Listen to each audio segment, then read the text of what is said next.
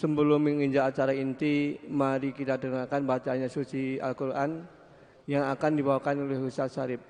Waktu dan tempat dipersilakan.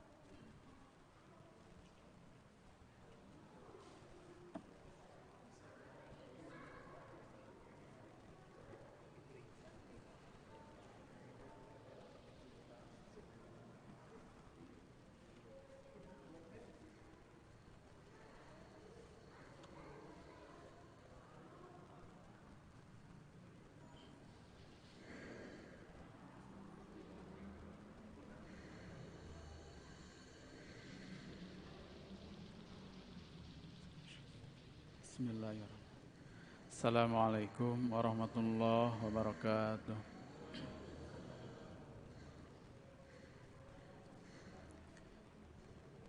A'udzu billahi minasy syaithanir rajim. Bismillahirrahmanirrahim.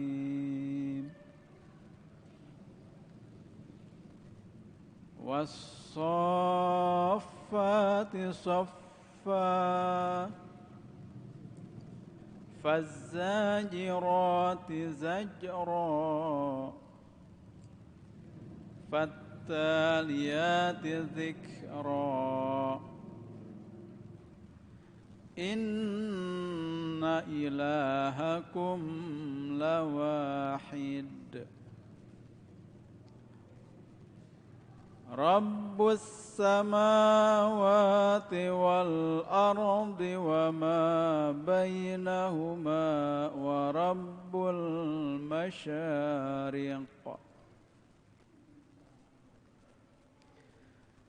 Inna zayyana as-samaa'a dunya bizinatinil kawakib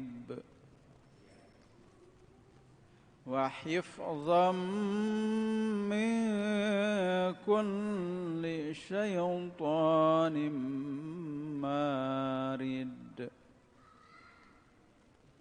la yasma'una ilal mala'il a'la wa yuqzafuna min kulli janib duhuran wa lahum 'adzabun wasib إلا من خطف الخطفة فأتبعه شهاب ثاقب فاستفتهم أهم أشد خلقا أم من خلقنا Inna khalaqnahum min tinil lazib Bal ajibta wa yaskharuna wa idza dhukkiru la yadhkurun Sadaqallahul azim Assalamualaikum warahmatullahi wabarakatuh. Terima kasih Ustaz Syarif yang telah membacakan ayat-ayat suci Al-Quran. Semoga dengan bacaan ayat suci Al-Quran tadi dapat menambah iman kita kepada Allah Subhanahu wa Ta'ala. Selanjutnya mari kita dengarkan tausiah tentang dari nafkah menjadi sedekah oleh Ustaz Haji Amruddin. Waktu dan tempat dipersilakan.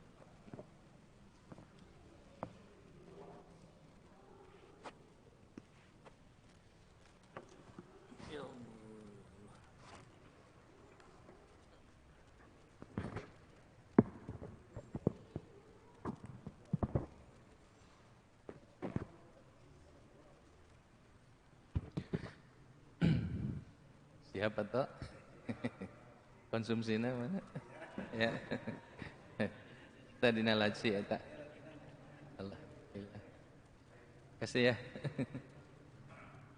Sana yang belum. Bismillahirrahmanirrahim. Assalamualaikum warahmatullahi wabarakatuh. Alhamdulillahilladzi arsala rasulahu bil huda wa dinil haq liyuzhirahu 'alad dini kullih wa kafa billahi syahida. Asyhadu an la ilaha illallah wahdahu la syarikalah wa asyhadu anna Muhammadan abduhu wa rasuluh la nabiyya ba'dah.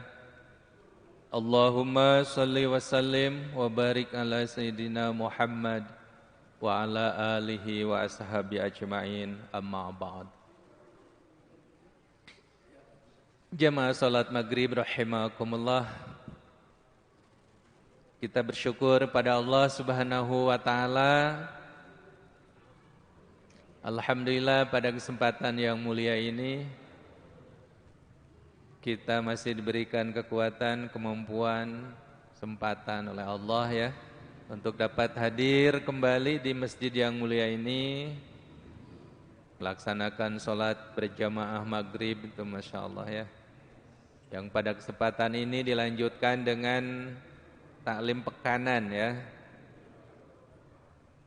yang mudah-mudahan tentu saja hal ini menjadikan kebermanfaatan bagi kita semuanya ya, di mana kita selaku orang yang beriman diperintahkan oleh Allah untuk watawassaw bil haqq watawassaw bis sabr.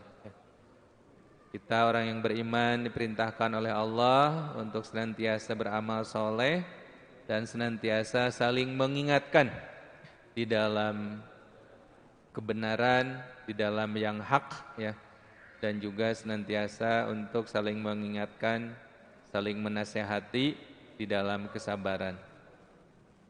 Maka salah satu bentuknya adalah forum seperti ini. Jadi ketika kita diberikan amanah oleh pengurus ya untuk dapat sedikit tampil di hadapan jamaah, ini mesti kita sambut dengan baik ya. Kita tunaikan tugas tersebut dengan sebaik-baiknya. Tidak kemudian ketika kita mendapatkan tugasnya malahan menghilang. Kemana? Ya, jadi enggak tanggung jawab seperti itu ya. Ketempuhan yang ada ya. Salawat dan salam hadirin rahimakumullah kita panjatkan sanjungkan ya. Kita sampaikan kepada baginda kita Nabi besar Muhammad sallallahu alaihi wasallam, pada keluarganya, para sahabat dan juga pengikutnya sampai akhir zaman. Pada kesempatan malam hari ini saya mencoba untuk sedikit menyampaikan ya tausiah pada malam hari ini terkait dengan sebuah tema, yaitu mengelola nafkah menjadi sedekah. Nah hadirin rahimakumullah, bahwa bagi kita selaku orang yang beriman, di mana setiap yang kita lakukan itu akan menjadi satu ibadah ya. Dan salah satu bentuk ibadah yang cukup panjang itu adalah terkait dengan di mana kita membangun rumah tangga. Jadi hadirin rahimakumullah, rumah tangga kita sejak kita melakukan akad nikah sampai saat ini itu merupakan rangkaian-rangkaian ibadah kepada Allah Subhanahu wa taala. Apakah bapak-bapak merasa enggak itu sebuah ibadah gitu ya, sebuah yang bernilai ibadah? Kadang-kadang kita lupa ya bahwa itu adalah sebuah ibadah. Ya. Kita yakini bahwa pernikahan yang kita lakukan sejak kita melakukan akad nikah sampai hari ini adalah merupakan rangkaian-rangkaian ibadah. maka berhak kita selaku suami istri mendapatkan pahala dari Allah Subhanahu wa taala. Nah, ketika kita sudah mendapatkan ijab kabul, maka sejak itu tanggung jawab seorang istri dalam hal nafkah itu menjadi kewajiban suami.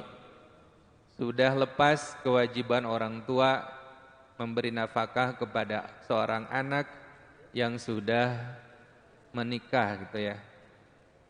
Sekarang tanggung jawabnya itu pindah kepada seorang suami. Nah, maka hadirin rahimakumullah, tanggung jawab kita selaku suami itu diantaranya di mana kita memberikan nafkah. Nafkah yang selama ini kita berikan itu pun akan bernilai ibadah. Jadi bukan hanya kebiasaan kita memberikan nafkah, memberikan uang, memberikan pakaian kepada istri itu bukan hanya sekedar kebiasaan gitu ya. Tapi memang itu adalah benar-benar bernilai ibadah.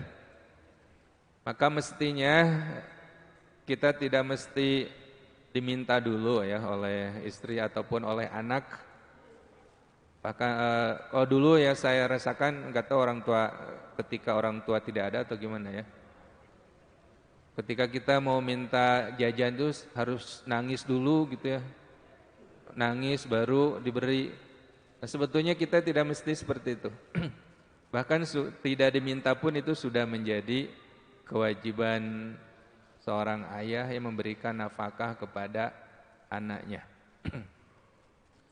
Nah, berbicara tentang nafkah, hadirin rahimakumullah, ini ada yang sifatnya wajib, ada yang terkait dengan pemanfaatan harta yang kita miliki itu ada yang wajib, kemudian ada juga yang sifatnya memenuhi syariah, dan yang ketiga adalah yang sifatnya tatawu, yang sunnah. Yang wajib itu di mana kita selaku pemimpin keluarga, ar-rijalu qawwamuna 'alan nisa gitu ya. Bahwa seorang laki-laki itu merupakan penanggung jawab ataupun pemimpin ya atas perempuan, maka itu memiliki kewajiban untuk menafkahi. Di nafkah wajib itu diantaranya adalah untuk keluarga kita, untuk istri dan anak-anak. Yang kedua, harta kita itu terkait juga dengan masalah zakat, pemanfaatan untuk zakat. Nah, tapi zakat ini ada ketentuan ataupun kriteria tertentu. Harta wajib dizakati, yaitu apabila sudah mencapai satu nisab ya, nisab dan haul. Apabila kita membuka usaha, kemudian sudah 1 tahun, kemudian dihitung keuntungannya sudah mencapai sekian, bahkan untuk usaha itu dihitung juga ya dengan modalnya, modal dan labanya sudah mencapai harga emas 93 gram, maka sudah wajib untuk berzakat gitu ya. Jadi memang ada ketentuannya. Ada ketentuannya untuk zakat mah ya. Nah, yang ketiga adalah penggunaan untuk tatawu. Pemanfaatan nafkah kita untuk yang sifatnya sunnah. Di mana memberikan harta kita kepada selain dari keluarga itu sifatnya sunnah sebetulnya ya. Membantu fakir miskin, membantu kaum du'afa, itu merupakan sunnah tatawu ataupun tatawu yang diutamakan. Nah, hadirin rahimakumullah, terkait dengan nafkah itu yang wajib di dalam satu keterangan ahli fikih itu menyebutkan bahwa ternyata untuk yang kewajiban pertama itu untuk diri sendiri pada itu ya. Jadi wajib juga kita menafkahi diri sendiri. Harta yang kita miliki itu wajib untuk dipergunakan untuk menafkahi diri sendiri. Nah, dalam hal ini di mana kita menafkahi diri sendiri ya, belanja untuk diri sendiri. Kan ada sebagian orang yang senang itu kepada zat dari harta tersebut, bukan kepada manfaatnya. Dia berusaha untuk banting tulang istilahnya ya, disuk-truk, didung-dung ya, istilah seperti itu. Kepala jadi kaki, kaki jadi kepala seperti itu. Tapi dia itu hanya senang apa? Mengumpulkannya aja gitu ya. Menumpuk-numpuk harta gitu ya. Tapi dia tidak senang untuk menikmatinya. Jangankan untuk orang lain, untuk dirinya sendiri juga tidak mau menggunakannya gitu ya. Maka dirinya terlihat sebagai orang fakir. Nah, jadi rahmatullah, maka berhak juga diri kita untuk dapat menerima nafkah ya dari harta yang kita miliki. Nikmatilah gitu ya. Nikmati harta yang kita miliki dengan sebaik-baiknya. Nah, yang kedua terkait yang wajib itu terkait dengan az-zaujiyah ya, terkait dengan masalah pernikahan pada istri. Istri kemudian anak-anak itu menjadi wajib ya untuk dapat dinafkahi. Sebelum kepada orang lain, maka kewajiban yang utama adalah kepada lingkaran terdekat dulu gitu ya, seviral, pada diri sendiri, kepada istri, pada anak gitu ya, nanti kepada kerabat yang dekat, kerabat yang jauh gitu ya, kemudian kepada yang lain-lain. Nah, di situ ya terlihat di mana Allah Subhanahu wa taala begitu adil ya memberlakukan kita agar senantiasa memperhatikan keluarga kita. Karena apa? Dengan saling memperhatikan keluarga di antara kita ini, saya memperhatikan keluarga saya, terus yang lain juga memperhatikan. Maka itu akan di lingkaran-lingkaran terkecil itu akan timbul kemakmuran, kesejahteraan gitu ya. Jadi sebelum ditolong oleh orang lain, itu ditolong oleh diri kita sendiri gitu ya. Nah, yang kedua, hadirin rahimakumullah, dalam hal nafkah itu ada kaitannya dengan masalah tadi ya, kepemilikan. Nah, tadi pada kerabat ya yang jauh dan dekat, kemudian kepada kepemilikan. Apa yang kita miliki?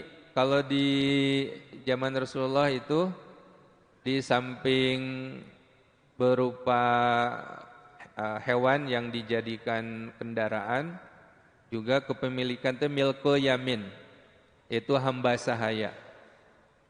Hamba sahaya dan hewan-hewan yang dipergunakan untuk membantu kelancaran di dalam berusaha, itu berhak untuk mendapatkan nafkah ya.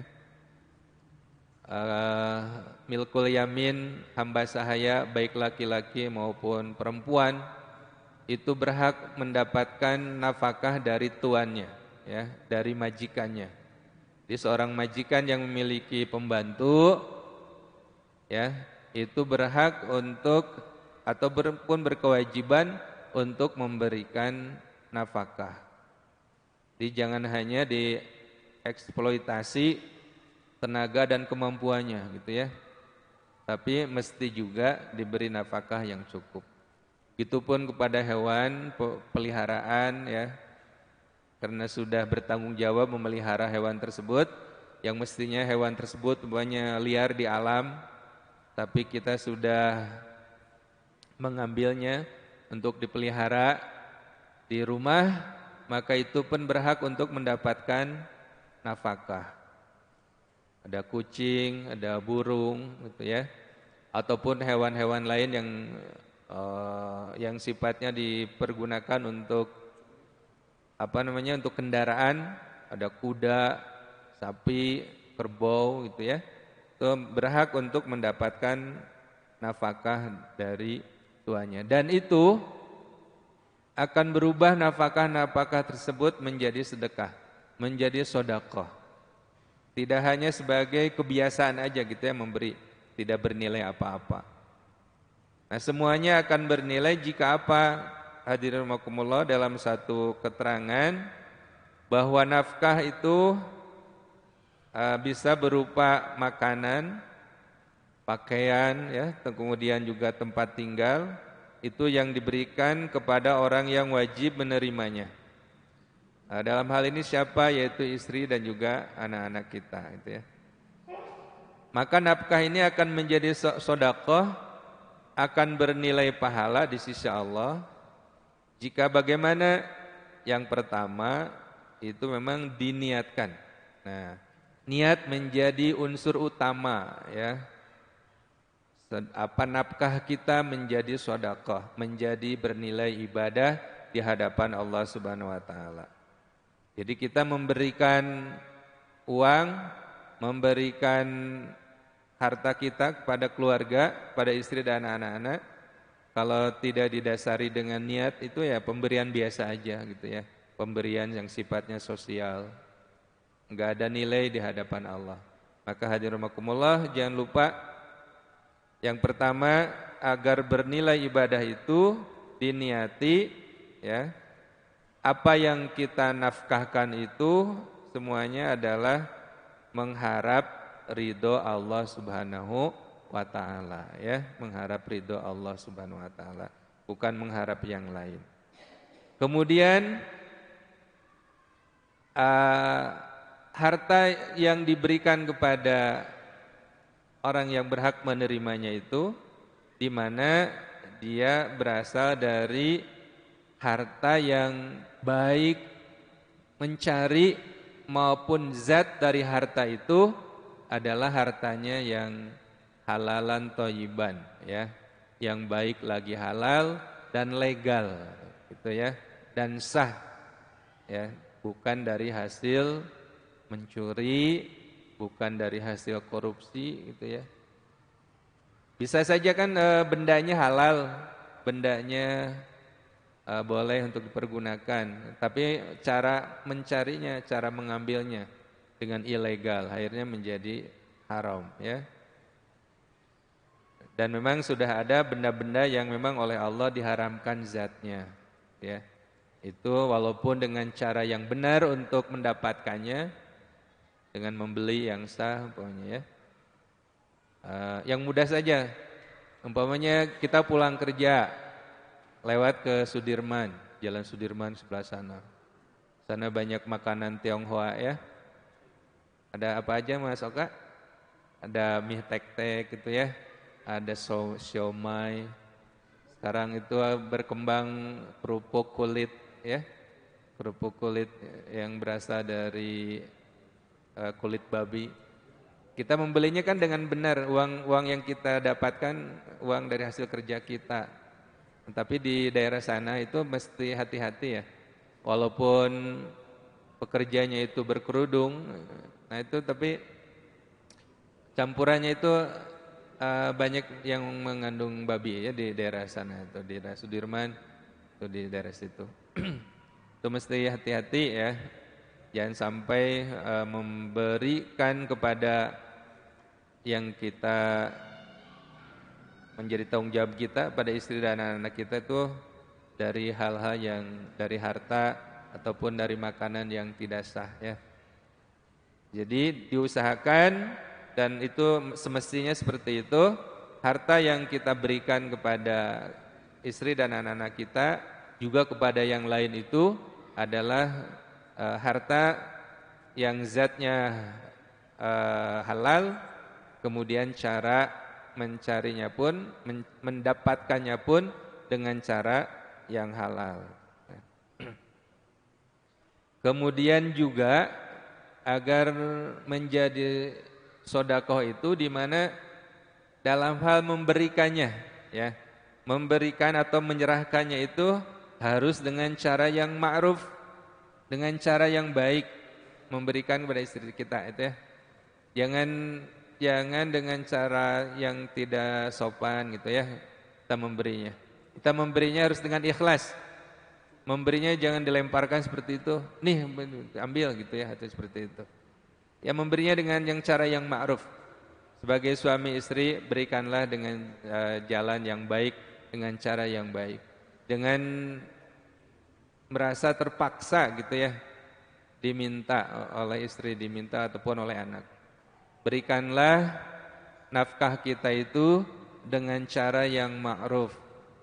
Berikanlah dengan disertai dengan keikhlasan. Jangan lupa air muka kita itu ya, dalam bahasa Sunda itu marahmai. Marahmai itu jadi ada tersirat kebahagiaan gitu ya. Di hadirin makumullah, sementara ini kan kita bahagia itu ketika menerima ya. Ketika menerima sedekah dari orang lain, ada kegembiraan di wajahnya. Kalau memberi itu kayaknya biasa-biasa, datar aja gitu mukanya. Padahal kata Rasul itu kan al-yadul ulya khairum minal yadis sufla ya. Tangan yang di atas itu lebih mulia ya daripada tangan yang di bawah. Maka ketika kita memberi itu harus terpancar di muka kita, itu rasa senang memberi, berbagi gitu ya. Jangan rasa senang itu hanya ketika menerima tuh ya.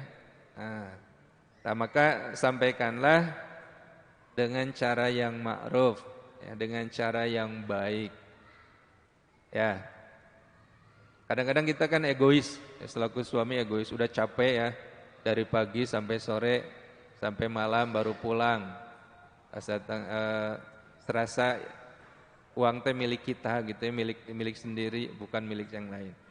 Akhirnya ketika mau diberikan kepada yang haknya, susah, sulit gitu ya. Adapun diberikan dengan cara yang tidak ma'ruf gitu ya, seperti itu. Maka hadirin rahimakumullah, agar nafkah kita menjadi sedekah, menjadi nilai ibadah di hadapan Allah Subhanahu wa taala, jangan lupa ya ketika memberinya pun harus dengan perasaan yang ikhlas, disertai dengan mimik wajah yang memperlihatkan cahaya keikhlasan, kegembiraan ya. Nah, kemudian yang menerimanya pun ini tidak kalah pentingnya ya. Mesti bersyukur ya. Mesti bersyukur dan qanaah. Jadi berapapun yang diterima, qanaah. Ya, gembira dengan apa yang dia dapatkan ya. Mesti bersyukur. Terima kasih kepada suami yang memberi atau kepada siapa yang memberi, dan bersyukur kepada Allah Subhanahu wa taala. Terima kasih, syukron, jazakumullah, atau ucapkan kalimat-kalimat thayyibah yang menggembirakan rasa syukur dan terima kasih gitu ya. Syukron, jazakumullah, syukron bi ahsanil jaza, seperti itu ya. Syukron, jazakumullah fid dunya wal akhirah. Itu subhanallah ya. Jadi di situ ada interaksi yang saling membangun. Yang memberinya dengan perasaan gembira, yang menerimanya pun dengan rasa syukur ya. Tidak melihat seberapa yang dia terima gitu ya. Tapi dilihatnya itu ya dari motivasi yang memberinya, dari keikhlasan yang memberinya. Nah itu, jadi jangan lupa pula ya ketika kita menerima itu pun harus disertai dengan rasa syukur dan rasa penuh merasa cukup ya. Kemudian hadirin rahimakumullah, dan yang tidak kalah pentingnya di mana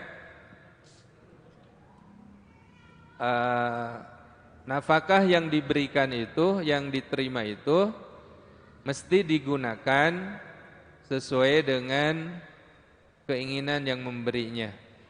Yang memberinya di sini bisa saja orang tersebut, atau yang lebih luas lagi adalah yang memberinya harta itu adalah sebetulnya Allah Subhanahu wa taala.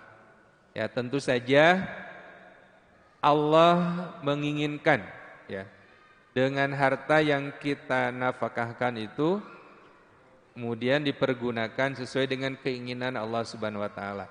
Allah menginginkan harta itu dibelanjakan, dipergunakan dalam hal yang baik-baik ya, dalam hal yang memang diperintahkan oleh Allah gitu ya. Bukan dipergunakan untuk yang sifatnya dilarang oleh Allah Subhanahu wa taala. Umpamanya dipergunakan untuk apa? Untuk berpoya-poya gitu ya. Untuk membeli barang-barang yang haram, atau untuk dipergunakan berjudi pokoknya ya. Ada kan keluarga atau istri yang ditangkap polisi yang ketahuan sedang bermain judi. Ternyata nafkah dari suaminya itu dipergunakan untuk berjudi, ada seperti itu. Nah, maka hal-hal yang seperti itu dalam penggunaannya itu mesti dihindarkan. Nafkah tersebut mesti dipergunakan dalam hal kebaikan dan ketaatan kepada Allah Subhanahu wa taala ya. Maka nafkah atau nafkah yang kita berikan itu akan berubah menjadi sedekah ya, menjadi hal yang bernilai ibadah di hadapan Allah Subhanahu wa taala ya.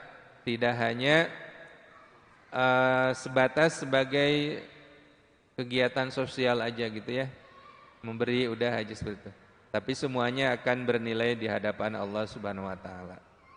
Jadi hadirin rahimakumullah, jangan sungkan-sungkan ya untuk dapat kita selaku suami ya untuk dapat memberikan nafkah kepada keluarga kita ya, karena semuanya itu apabila memenuhi kriteria tadi ya, memenuhi beberapa syarat dan ketentuan, itu akan menjadi nilai ibadah, akan menjadi nilai pahala di hadapan Allah Subhanahu wa taala. Nah, tadi catatan terakhir dari saya ya, hadirin rahimakumullah, bahwa mesti hati-hati apa yang dibawa dari tempat kita bekerja ke rumah itu hanyalah harta, uang, atau penghasilan itu yang halal lagi thayyiban ya, yang halal baik itu zatnya maupun cara mendapatkannya. Ya, hindari harta yang kita bawa ke rumah ya dari sumber yang tidak halal ya. Nah, kemudian nanti di akhirat kelak kita akan ditanyai sebelum kaki kita melangkah untuk menghadap Allah, itu akan ditanyai 4 hal. Salah satunya adalah tentang harta.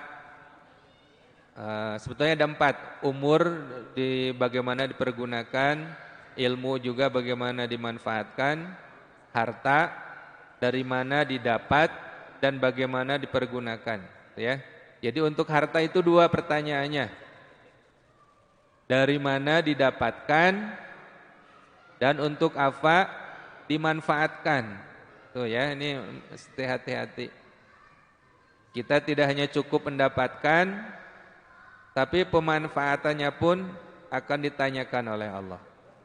Kita akan berhasil melewati sirat, melewati jembatan dengan aman ya, apabila kita mampu menjawab dengan benar, menjawab dengan baik terkait dengan harta yang kita miliki, dari mana didapatkan dan untuk apa dimanfaatkan. Hadirin rahimakumullah, bagi jamaah al-muhajirin ya tentu saja ini sudah mampu ya untuk dapat menjaga diri kita ya, terutama dalam hal mendapatkan harta. Kita sudah mampu memilih dan memilah ini ya dari sumber yang halal, kemudian memanfaatkannya pun dengan baik pula ya, sesuai dengan apa yang diperintahkan oleh Allah Subhanahu wa taala. Maka nanti tidak akan menjadi kekhawatiran bagi kita tentang harta yang kita miliki. Kemudian hadirin rahimakumullah, yang kedua, bahwa di dalam harta yang kita miliki ya, ternyata ada hak orang lain yang mesti diberikan, terutama bagi kita yang sudah kategori muzaki. Harta kita itu mesti dihitung ya, karena takut nanti kita menyangka belum sampai nisab, akhirnya kita terlena gitu ya, tidak menunaikan zakat. Kita hitung gaji kita ya, umpamanya 5 juta sebulan kali 12 bulan sekitar 60 juta. Bandingkan dengan harga emas 94 gram. Sekarang harga emas itu umpamanya 500.000 per gram kali 94 sekitar 49 juta. Penghasilan kita 60, berarti sudah nisab itu ya. Keluarkan berapa? Ya sedikit saja sebetulnya yang dikeluarkannya, hanya 2,5%-nya. Kalau kita 1 juta itu hanya 25.000 ya kalau 1 juta. Kalau 10 juta berarti 250.000. Kalau 60 juta kali aja gitu ya. Itu Allah tidak memberatkan, berbeda dengan pemerintah. Pemerintah mah sampai 15% gitu ya, cukup banyak. Nah, jadi untuk memberikan hak orang lain yang ada pada diri kita supaya tidak ditagih nanti di sana, itu diberikan di sini, ya. Hadirin rahimakumullah, barangkali itu saja yang disampaikan ya terkait satu pembahasan napakah, pengelolaan napakah menjadi sedekah. Ini beberapa tuntunan tadi di mana kita agar memperhatikan apa yang kita napakahkan itu agar bernilai ibadah di sisi Allah Subhanahu wa taala, itu di mana kita yang pertama tadi niatkan dengan sebaik-baiknya bahwa napakah yang kita berikan itu adalah dalam rangka mencari ridho Allah Subhanahu wa taala. Hati-hati dalam mencari dan memanfaatkannya, kemudian menyerahkannya dengan cara yang ma'ruf dan memanfaatkannya sesuai dengan ketentuan Allah Subhanahu wa taala. Demikian yang dapat disampaikan. Kita akhiri dengan baca hamdalah. Alhamdulillahirabbil alamin. Subhanakallahumma rabbana wa bihamdika asyhadu an la ilaha illa anta astaghfiruka wa atubu ilaik. Assalamualaikum warahmatullahi wabarakatuh.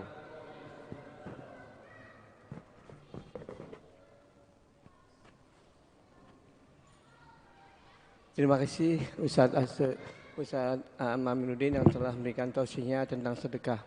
Minimal kita itu ke keluarga selain harta dan harta atau mungkin sedekah lainnya, minimal senyum juga sedekah, minimal. Semoga kita dapat bermanfaat apa yang tadi disampaikan oleh beliau. Kita tutup acara ini dengan bacaan hamdalah. Alhamdulillahirabbil alamin. Salam